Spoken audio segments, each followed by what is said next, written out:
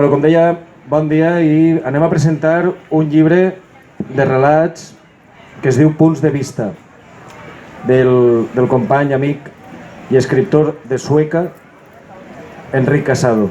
El primer que faré és que parli ell una mica per a que doni la seva introducció i ens conti una història que ha passat i que volen compartir amb vosaltres. Bé, bon dia a tots, quasi bona vesprà. El llibre me'l tenia que presentar, és una història que ve de fa molts anys. El director actual de l'Institut Valencià de Cultura, Abel Guarinos, però li ha sigut impossible estar així perquè l'acaben d'operar de cataractes i el xic almenys ha tingut el detall de llevar-se les ulleres momentàniament, perquè ara ho sentireu, i enviar-me un escrit que és el que seria la presentació que ell faria. Però clar, ell no la pot llegir per problemes obvis, ni tampoc deu d'eixir de casa ni estar al sol per problemes de la vista. Llavors li demane, ell ha enviat les coses de la modernitat d'avui en dia.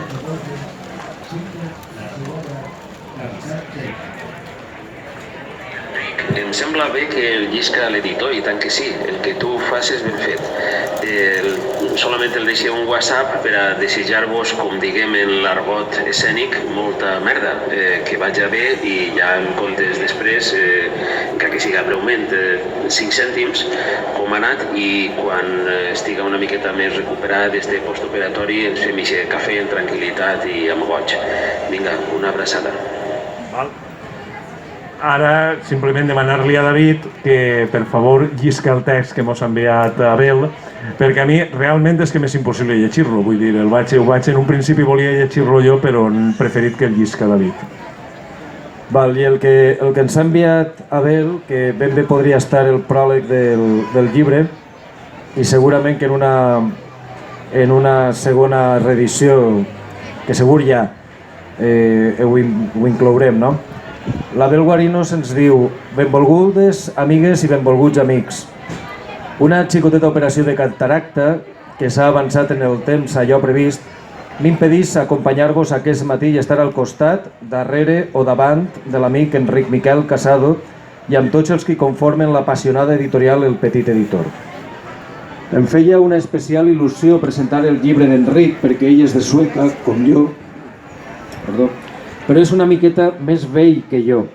Representa tot just la generació que anava immediatament davant de la meua, per molts pocs anys, però que ens obria els ulls i el camí als que ja en l'adolescència ens deixàvem tentar per les arts, per la música, pel teatre i per l'acció valencianista i de protesta. Ara que no estic davant seu i que no puc veure si es ruborissa o no, puc dir que en certa mesura, per a bé o per a mal, ell fou com un padrí artístic amb qui vaig tocar el piano, amb qui vaig fer teatre, amb qui vaig compartir concerts, xerrades i l'inesborrable verí de l'estima pel país.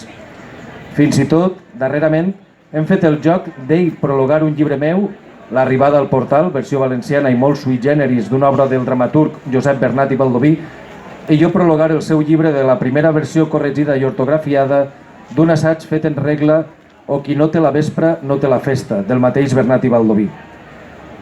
Tot i això, el que no m'hagués imaginat mai és que el manifasser de Casado arribara a pair un llibre tan sorprenent com el que ara podeu tindre vosaltres a les mans, comprant-lo o robant-lo.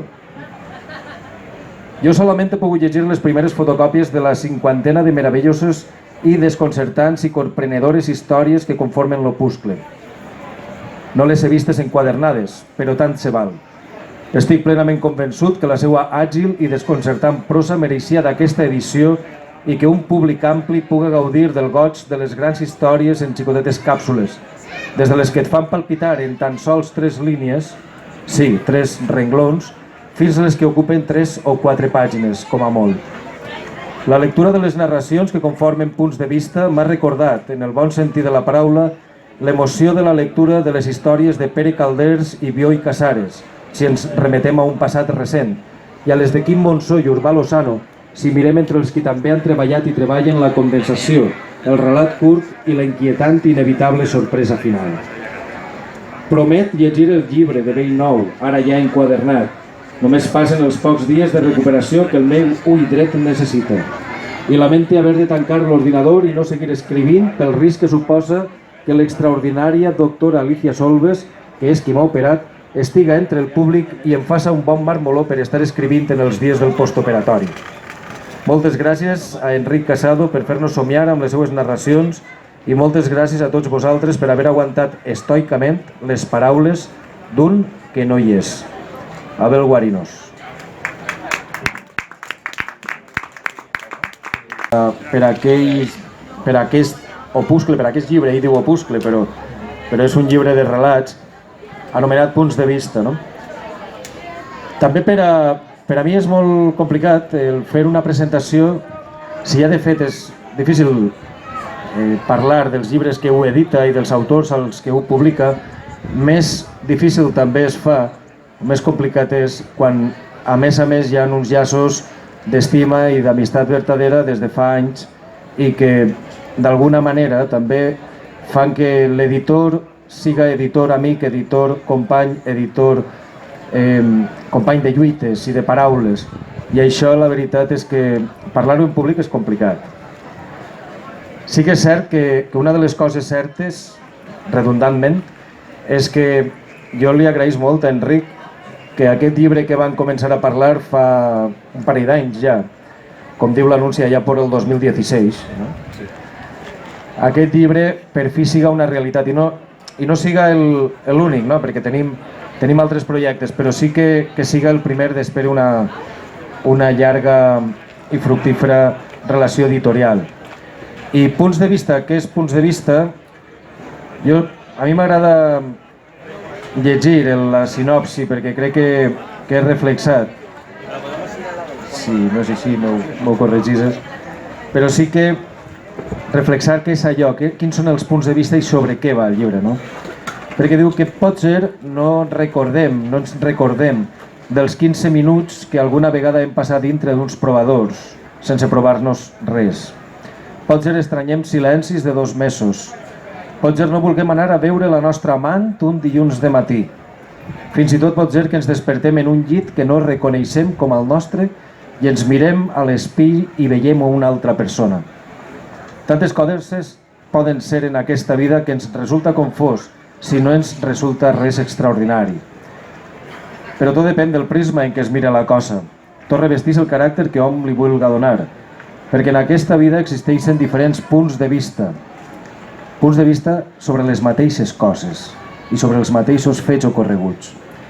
I aquests són els punts de vista que Enric plasma en els relats que cacen el llibre que tindreu a les mans d'ací un moment, perquè segur que robat, com deia Abel, o comprat, tindreu els punts de vista a les vostres mans. Uns punts de vista sobre allò més insospitat i que no deixaran indiferents ningú. Històries de gent com vosaltres i com jo mateix, i d'allò que pot ser real o no, del que ens podem trobar en el camí de la vida, o no. Tot varia en funció del punt que li apliquem. Un llibre de relats que a totes i a tots alguna vegada potser ens hagi passat o ens puga ocórrer en el futur. De segur que no he viscut tot el que a continuació llegireu. Punts de vista, Enric Casado. Vaig a ser breu, perquè jo, per acabar, tampoc anem a fer-ho massa llarg, tampoc és qüestió de fer-ho massa llarg, llegiré un relat i jo faré una cosa rara en un llibre de relats i després vos ho contaré. Cantaré un dels relats. És a dir, soc músic, soc cantant i en aquests moments és una de les meues passions i ara vos ho contaré el relat al final, no? El relat que anem a cantar. Este llibre va néixer farà més de 25 anys en una sèrie, una columna que escrivia jo per a un diari comarcal que es deia Crònica i tenia un altre nom que no es deia Punts de Vista. La columna es deia Una geografia humana i de vegada en quan contava coses. Aquestes coses han generat, en aquesta columna, han generat 2 llibres. Un és este que teniu així, que es diu Punts de Vista, i un altre llibre que està en un calaix, que no té títol encara. Bueno, sí que té títol, però no té títol definitiu encara. Què és Punts de Vista? Punts de vista és les coses quotidianes que ens passen a tots, narrar-les i donar jo el meu punt de vista. amb l'esperança que quan acabeu de llegir el relat es doneu compte que n'hi ha alguna cosa rara en aquest relat i doneu el vostre punt de vista. El ventall de temes que trata el llibre per a mi és ampli, perquè va des de l'amor, l'engany, el maltractament, no sé, intentar donar punts de vista de coses tan quotidianes com eixir a passejar, com una entrevista. Val? Ja el llegireu. El to el vaig descobrir farà molts anys quan una dona de Sueca, en un relat que havia publicat en un llibre de festes, vingué i em va dir: m'agrada molt el teu relat, era una dona major. I jo dic: que se'ls ha llegit des del llibre? Es diu: sí, però l'únic que entès és el teu. I jo vaig dir: crec que ja ha trobat el to d'escriure. És dir, va ser així, és dir, una dona major que no ha estat alfabetitzada en valencià era capaç de llegir el meu llibre, em sentia satisfet en el to i en la manera d'escriure que jo havia aconseguit. Després, l'ordre del llibre. Un dels problemes que tenia era com ordenava els relats. Al final parlia amb l'editor i li dic: crec que ha pres una decisió i la descobrireu llegint si el compreu. L'ordre és molt simple. En el treballar en Word, avui en dia en les informàtiques, te permeteix una cosa que és meravellosa: contar les paraules que has fet en el relat. Entonces, el primer relat és el més curt i l'últim és el més llarg. I pel mig van per ordre de número de paraules. Ja està. No n'hi ha ningú absolut altre ordre. És dir, l'ordre és ixe. El primer que obrireu la porta és el més curt i quan tanqueu el llibre és el més llarg. Per què? Doncs mira, damunt ha quedat bé. Vull dir, aquestes coses de les casualitats que ha quedat bé. Donar les gràcies. Avui nota jo a faltar a una persona així, que és a la meva filla, perquè està treballant, té guàrdia i és metgessa i té guàrdia i evidentment en certs moments no pot estar. Però el dia 1 de maig per a nosaltres eren dues coses bàsiques i importants: anar a la manifestació, perquè n'hi havia que anar a la manifestació, i després en família on veníem així li donàvem uns diners a la meva filla i li diem: compra't els llibres que te dóna la gana. Això era el tema, ensenyar-la a estimar els llibres. Eixa llavor que fèrem en família, la meva dona i jo. Avui la meva filla no està i no pot tindre el gust de veure el llibre de son pare així, com jo he tingut el gust de veure els seus llibres en els estants de per així. Des d'ací, desitjar-li una bona guàrdia, que puga dormir esta nit, m'entens? Però de totes maneres això ho veurà. I després, este llibre, evidentment donar les gràcies al meu amic i a David, l'editor, perquè el llibre té un depòsit legal de l'any 2016, és a dir, que és quan ell em va dir de publicar-lo i farà qüestió de 3 mesos em va convèncer. És a dir, és que n'hi ha un procés de convenciment. Jo no tenia clar publicar, no sinó ningú llibre, ell ho sap. La primera persona que ha llegit fora de lo que jo tinc en casa ha sigut ell i ell va dir: Enric, això es té que publicar. No és que sigues amic meu, és que això es té que publicar. I jo li vaig dir gràcies per confiar. I després, este llibre, en últim terme, està dedicat a la persona que més vull, que és a la meva dona, a Helena, ho diu ahir, simplement, a Helena, la meva esposa, la meva companyera, és la persona sense la qual és possible que jo això no ho haguera pogut fer i estic absolutament convençut. Com diu el llibre, Helena, el vull i gràcies per estar ahí sempre. Val? I ara passem a la segona part. No sé, David havia quedat en que llegiria un dels relats i jo vaig a pegar-me el gust d'acompanyar-lo en la guitarra perquè és una cosa que fem normalment. Ell i jo tenim un espectacle que es diu Allau de Llengua. En aquests moments el que tenim és Allau de Llengua i fem això. És a dir, jo toco la guitarra i ell recita. Entonces, se m'havia ocorrit, no ho sabia, és una d'aquestes coses que anem a fer, ni jo sé el que ell va llegir, ni jo sé la música que vaig a posar-li, per tant va ser un poquet improvisat, però anem a divertir-nos un poc, no? Quin vas a llegir? Si agafes el primer no dona ni temps d'atacar. No, el primer... Vaig a llegir-vos el primer relat que es diu La mentida i que té una cita, va junt amb una cita que diu: per a obtindre major protecció és molt important seguir correctament les instruccions d'ús. Prospecte d'una caixa de condons. Ja has oblidat els 15 minuts que van passar als provadors del Corte Inglés? Sí.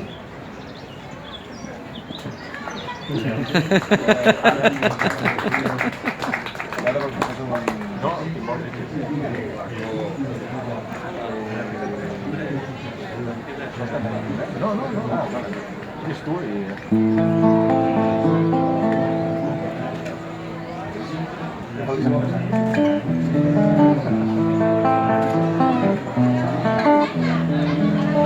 relat que es diu Feliç aniversari i que té una cita de Joan Fuster que diu que els únics plaers que no defrauden són els imprevistos.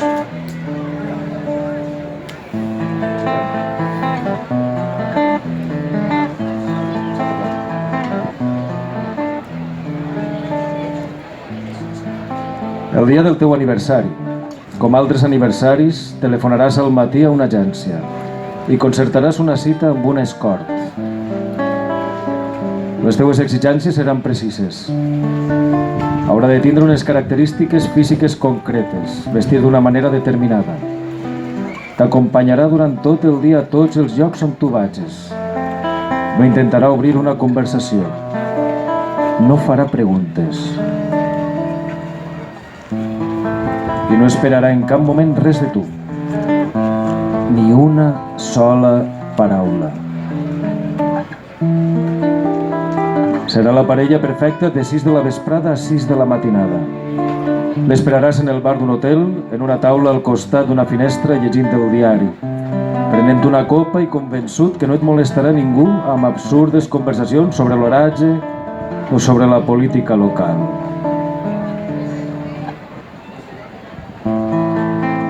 Quan ella arribi, es presentarà i preguntarà si eres tu.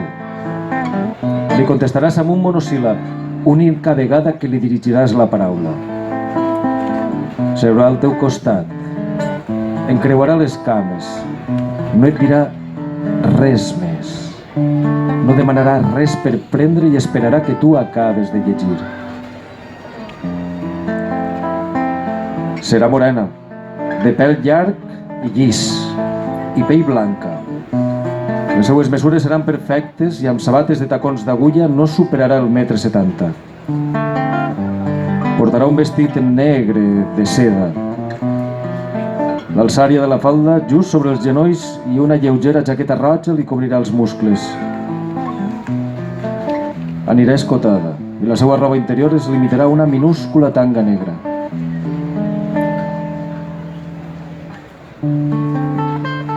Quan acabes la copa, anireu en taxi al Palau de la Música, on tindràs reservades 2 entrades de llotja per escoltar un concert de música clàssica. Una música que al final, com tots els anys, resultarà ser desesperant per qualsevol motiu. Després aniràs a sopar a un restaurant car de la Gran Via i tornaràs a l'hotel passejant, simulant ser una parella qualsevol. Abans de dormir-te faràs l'amor 2 vegades. Tu fas l'amor amb totes les conseqüències morals. Tot s'haurà de desenvolupar amb l'aire de pel·lícula italiana que és tant del teu gust. En despertar, l'escort se n'haurà anat de l'habitació de l'hotel i tu seguiràs sol, com sempre. A l'espill del bany, quan t'afaitaràs, intentaràs esbossar un somriure i només aconseguiràs dibuixar a la teua cara un rictus horrible i indescriptible.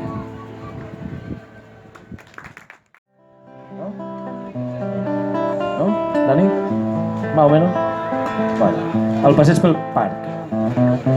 Va introduït per una cita de Sèneca que diu si vis amari, ama.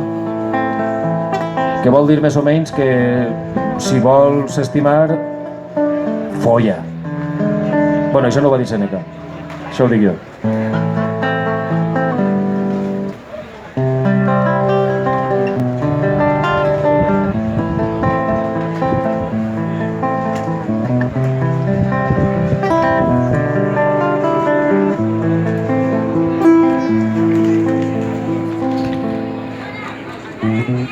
El vell matrimoni passejava pel parc com cada vesprada, en silenci. Va preguntar l'esposa amb menyspreu, gens acostumada a sentir-lo parlar.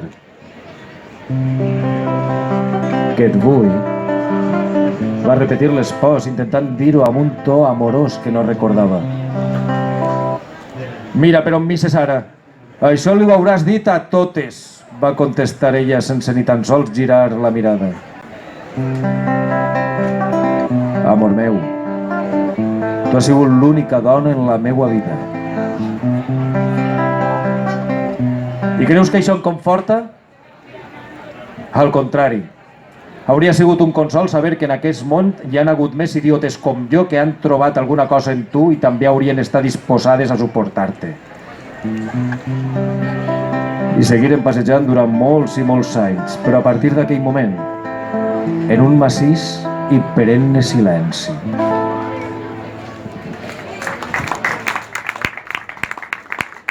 El relat naix en un moment donat, que jo soc de Sueca. Això té importància per dos factors. Perquè en Sueca els escriptors no volen ser el millor escriptor del poble, cosa que tenim difícil, perquè el millor escriptor del poble és fuster i entonces ja ens compliquem la vida. Però com també n'hi ha molts escriptors en el poble, perquè de veritat és que n'hi ha un fum, entonces tu el que aspires realment és a ser el millor escriptor del teu carrer. I en això ja te'n conformes, ¿vale? És que és així, és a dir, i a voltes en la finca, és a dir, no, ¿vale? No és xiste, és que és una cruel realitat, però val. Això és important. Bueno, en Sueca farà molts anys, però d'això fa molts anys jo entri en una sala d'exposicions on hi ha una exposició de fotografia i la recordo aquesta foto en blanc i negre, i era un home major, un vell, assentat en un banc de l'estació del meu poble. Bueno, l'estació del meu poble és que al meu poble tenim costum de dir-li les coses no pel seu nom, sinó pel nom de lo que té enfront, no? És dir, si tu vas a la plaça estàs anant al mercat, si tu vas a l'Ajuntament estàs anant a la plaça del poble i si tu vas a l'estació no estàs anant a l'estació de la Renfe, sinó al parc que n'hi ha enfront. Val? És dir, dixent-ho així, estava sentat en un banc de l'estació, l'home major, i estava sol en el banc, en una punta, i no es veia altra cosa que l'home. Durant molt de temps em vaig fer la pregunta de què pensava aquell home, qui era aquell home, què feia aquell home allí. I un dia comencé a escriure una cançó. I aquesta cançó es diu El temps és una roda. I un dia, mentre estava passant-la, això de que dius, la passes a l'ordinador i vaig a fer-la bonica, perquè això, la meva filla se senta al costat, la meva filla també escriu, es queda mirant i diu, papà, diu, què passa? Diu, això no és un poema. Jo dic, com que no és un poema? Diu, no, papà, deixa de tallar els versos i si l'escrius tot corregut, és dir, com toca, Fuster dia que la poesia era no acabar el marge de la fulla. Diu, si l'escrius bé, el donaràs compte que és un conte. I efectivament, és dir, es comencin el retorno tabulador, el posí tot al puesto i dic, Botó, té raó? I era un conte. Però de totes maneres no deixa de ser una cançó. I per això vull permetir-me el luxe de cantar-vos un dels relats que hi ha en el llibre, que es diu El temps és una roda. D'acord? I que més o menys sona així.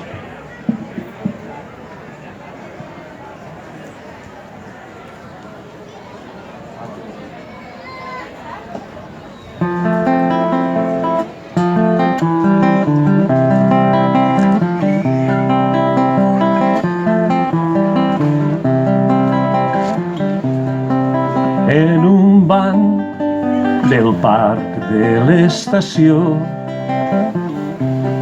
un vell està tot sol amb els seus records. El seu rellotge ja no marca les hores, està esperant a gent i amics que no vindran.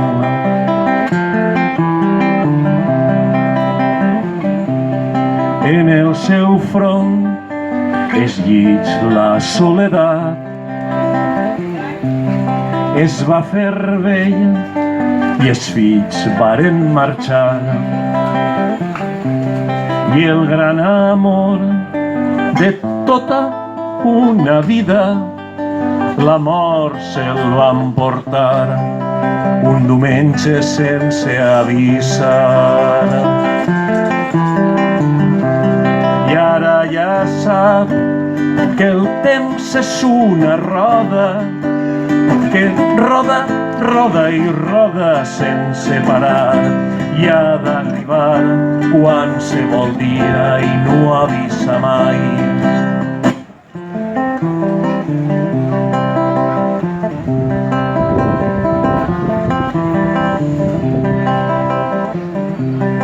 ha viscut molt i no sempre feliç. El seu camí ha estat ple de forats i no té por, està massa cansat. La vida és més que viure i morir més que esperar.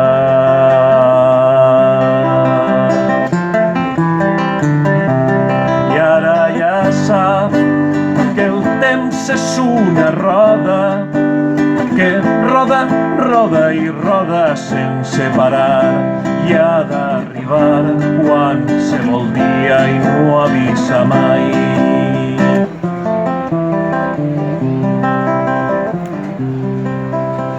Cada hora em porta una altra, cada dia és invariable, les setmanes tenen 8 dies, tots els diumenges semblen eterns. I ara ja sap que el temps és una roda que roda, roda i roda sense parar i ha d'arribar qualsevol dia i no avisa mai. En aquell banc del parc de l'estació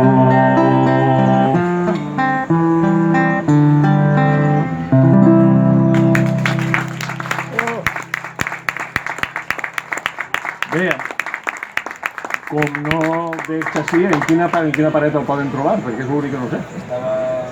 Bueno, ara em vaig a posar en plan editor. Clar, és que... Comprad los libros. Val, estem en la parada 90, en la caseta de Sendra Marco.